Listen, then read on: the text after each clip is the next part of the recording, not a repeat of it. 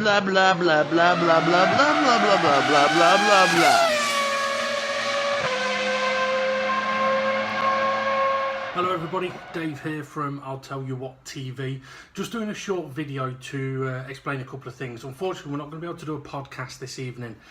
James is not very well, so rather than me and Steve going ahead with the show, with it not being, with there having not been an F1 race last weekend, we're going to take a break this week. Gives us a bit more time to prepare for next Tuesday as well, where we will review the Singapore Grand Prix. It could be an interesting one, a track where Mercedes have struggled, where Ferraris have been strong at wiping out Max Verstappen. So yeah, it could be a very interesting race, but it also could be very interesting because today, I mean, the news was coming, to be fair, that Kimi Raikkonen was out, Leclerc was in. That was being rumoured very strongly over the course of the last weekend. And I mean, we talked about this in our Monza review actually. But what I don't think many people expected was Kimi Raikkonen to go the other way. So Kimi Raikkonen's going to Sauber. Now, for me, that's quite an interesting move actually, because Sauber have shown this season with a Ferrari package they're not shit, which means Kimi Raikkonen going into that car, it's good for Sauber. It's also good for Ferrari because Charles Leclerc, their youngest driver I think since 1961, if it doesn't work out, maybe they can get Kimi back. I'm not saying they should, but maybe they could. But for Sauber, it's a former world champion, a driver with loads of experience, a driver who hasn't performed at Ferrari, let's be fair. However, the last few races have shown that he can perform. And not only can he perform, that he's actually been held back by Ferrari. Monaco should have won it. Circumstances turned out that Vettel ended up ahead. We just see it a lot with Ferrari. They've favoured Vettel, a lot like it appeared Red Bull favoured Vettel over Webber with Multi-21, or at least Vettel didn't give a shit about his teammate. And I must admit, I'd struggle having a teammate like that, because me personally, I'd want a teammate where for example, if I get the team order, move over, let him through, different strategy, no problem. But if the shoe's on the other foot and he's not going to do it, then he can fuck off. Now, we've seen drivers in the past go, no, I'm not doing it, no, I'm not doing it. Now, that's one thing. That means when the roles are reversed, the other driver, to be fair, I think is fully within his rights to go, no, fuck off. You wouldn't do it for me, so why should I do it for you? And if your answer is because you're the better driver, then fucking overtake me. It's as simple as that. Now, social media has been getting a bit of a battering about the Kimi Raikkonen situation. I've seen people slating Ferrari, just as I have, for holding Kimi back, which they have, it looks like they have. But then there's those people that say, well, to be fair, he's not been very good for 3, 4, 5 years. So he's had a longer second career at Ferrari than many would have expected. Which I could kind of see both sides of the argument. But what I will say is, for Sauber, this is a good deal. And it could be a good deal for Kimi Raikkonen. Are Sauber going to fight for wins? Ferrari aren't going to allow that, are they? But are Sauber going to be fighting for best of the rest? Well, at the moment, the answer is yes. At the start of the season, you say no, they're going to be at the back. And last season, there were multiple laps down at every single race. You hardly ever saw them on camera. There's a lot of drivers whose careers have ended at Sauber and not in a good way. But for Kimi Raikkonen, it is where he started. And the team's come a long way since he had his debut. We talked on our podcast last week about maybe he could be going to Williams. We're looking at it, if you were going to choose between Williams and Sauber at the moment, Sauber's the better option. It's got the better package. It's a package that Raikkonen knows. And as I said, he can go in there and he'll be effectively a number one driver. Who's his teammate going to be? Is it going to be Ericsson? I don't know. I doubt it, because I don't think Ericsson's good enough. But give Kimi Raikkonen a decent number 2 driver. Someone like Kubica, who reportedly did have a deal, well, reportedly, he did have basically a contract signed with Ferrari before he had his massive injury. So could Sauber take a punt on Kubica and pair him up with Kimi Raikkonen? All of a sudden Sauber become a force with a better driver pairing than, well, maybe a better driver pairing than Renault. Maybe, well not maybe, definitely stronger than McLaren, stronger than Williams, stronger than Force India. So it could be good for Sauber. It could be a good turning point. Now, one of the things I have seen on social media regarding this situation, one of the best things I saw actually was a photo from a Moto2 race. Now, this is something I was going to talk to Steve and James about on tonight's podcast, but unfortunately, as I said, we're not going to be doing one. And I'm sure a lot of you have seen it, the situation in Moto2, and if Steve and James haven't, the only reason I didn't tell you about it before was because I wanted to surprise you if I could. There is was a rider called Romano Fenati. And I think he might have to change his name to Romano Fenuti, because when I saw this story, I couldn't believe it. Right. Basically, he's in a race, he's just been overtaken, doing about, well, I've seen 3 or 4 different reports, one saying 110 mile an hour, one saying 120, one saying 130, one saying 140. So somewhere between 100 and 140 mile an hour, he's now coming up side by side with the guy, and what does he do? He leans over and pulls his brake pedal, his brake lever. Not his own brake lever, the other guy's brake lever at 100 odd mile an hour. The other guy, fucking front wheel locks up, has a wobble, manages to carry on. I'm looking at this thinking, hang on, does this guy not know he's on fucking camera? Because, not being daft, you've probably done the most ridiculous fucking thing you could probably do. I mean, okay, be pissed off, be annoyed, go and punch the bloke after the race, but you don't go and bang someone else's brakes on at 100 odd mile an hour. It's a little bit like, and don't do this, a little bit like driving down the motorway in the car with your mates. You're doing more than the speed limit, so you're doing 80, 90 mile an hour, and one of them just decides, fuck it, I'll whack the handbrake on. Now, I've been in a car when someone's done that to me, but not on a motorway. It was only about 30, 35 mile an hour, and it's not fucking nice. Imagine that at 120, 130, 140 mile an hour on a motorbike, where 9 times out of 10 you're going to end up coming off the fucking thing. And the one time, which was this occasion, he managed to stay on.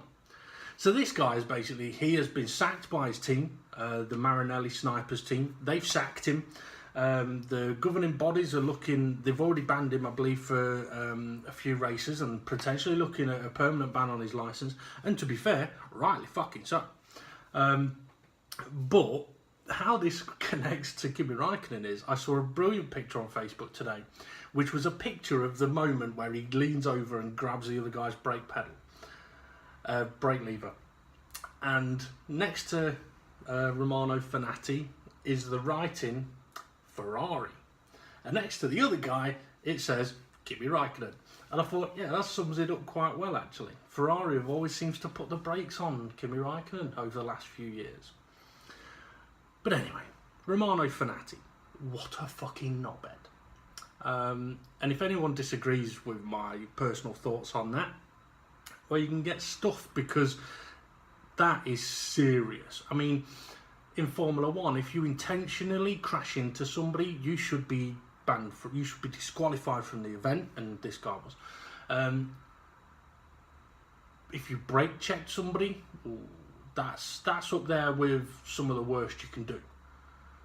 So what this guy did is fucking ridiculous. As for what Ferrari and Sauber have done, interesting. Will Leclerc succeed? Will he succeed? Will he do well at Ferrari? Will Vettel let him do well at Ferrari? Well, these are all questions that are going to get posed to both of the drivers, I'm sure, over the course of this coming weekend in Singapore. It's going to be the big news story at this weekend's Grand Prix. And there was big stories that Leclerc's deal was already agreed with Sergio Marchionne, before he died. And that's why he's in the seat for next year. But the new Ferrari bosses wanted to keep Kimi Raikkonen, and I can understand why. But obviously their discussions, and they have been having discussions, they met for meetings, I think Thursday and Friday, I think it was, because the stories was expecting stories to break Thursday, Friday. But there was no white smoke out of the chimney. Only some of you might get that. So will Leclerc succeed? Well, he's had success previously in the lower formulas. He's done very, very well. He's very motivated. Is he going to play a number 2 driver role? Maybe for a year, see how things go. But I think if he wants to succeed at Ferrari,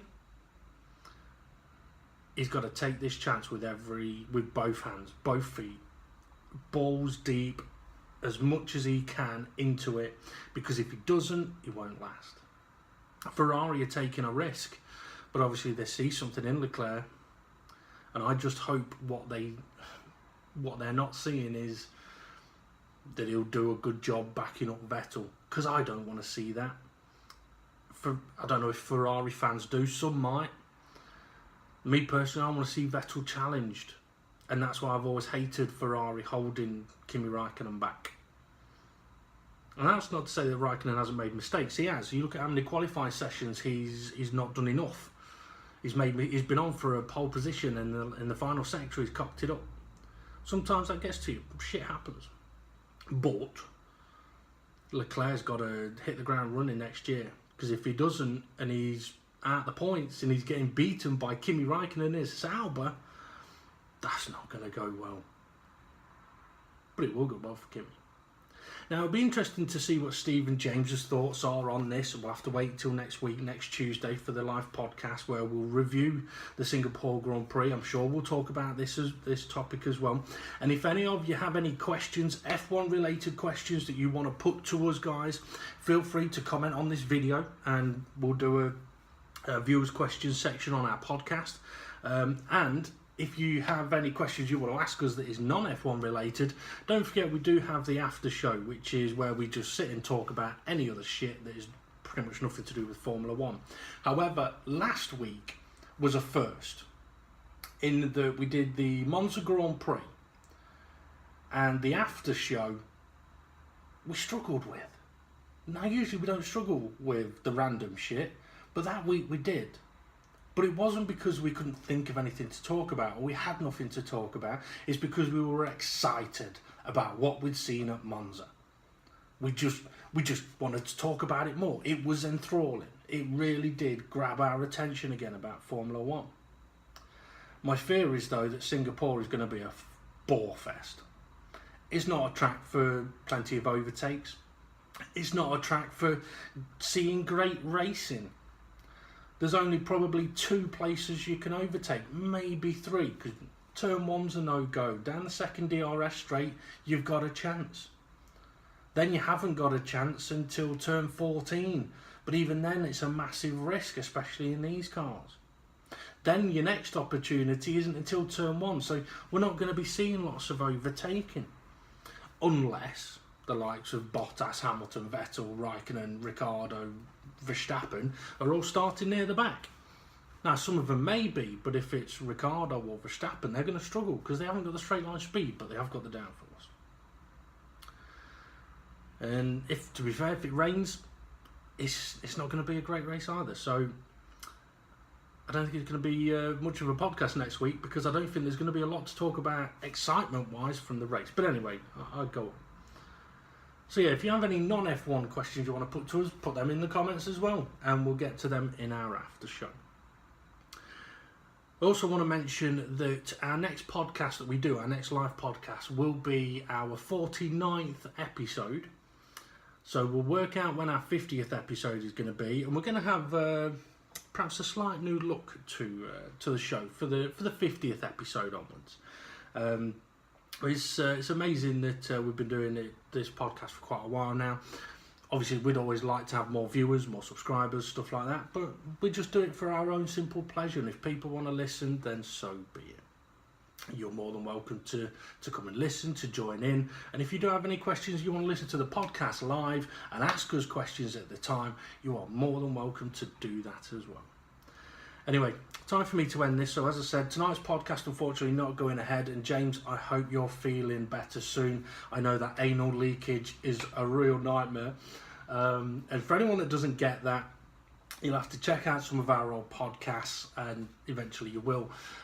Also want to give a quick shout out as well to the online racing leagues that I'll Tell You What TV is associated with. So if you're into your online racing, have a look at Forever Relentless Racing Project Cars on YouTube or on Facebook. You can also find them, and on Twitter. You can also find them by searching FRR Project Cars.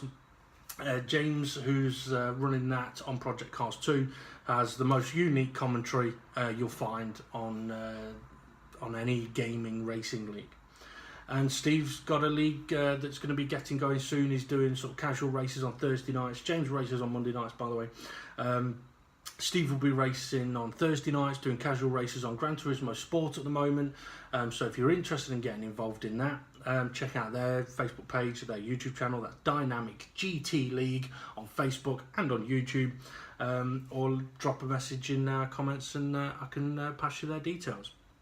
Okay, this has been Dave from I'll Tell You What TV, and this is how a man subs, is subs the right word? Substitutes a video for a podcast. Anyway, so yeah, make sure you come and check us out next Tuesday, 8 PM, for a review of the Singapore Grand Prix, to find out if Kimi Raikkonen next season is going from a Ferrari to a Lego car. And I wonder how many of you actually noticed I'm over there until I just mentioned it. Have a good one, folks. We'll see you next week. Blah blah blah blah blah blah blah blah blah blah blah blah blah blah.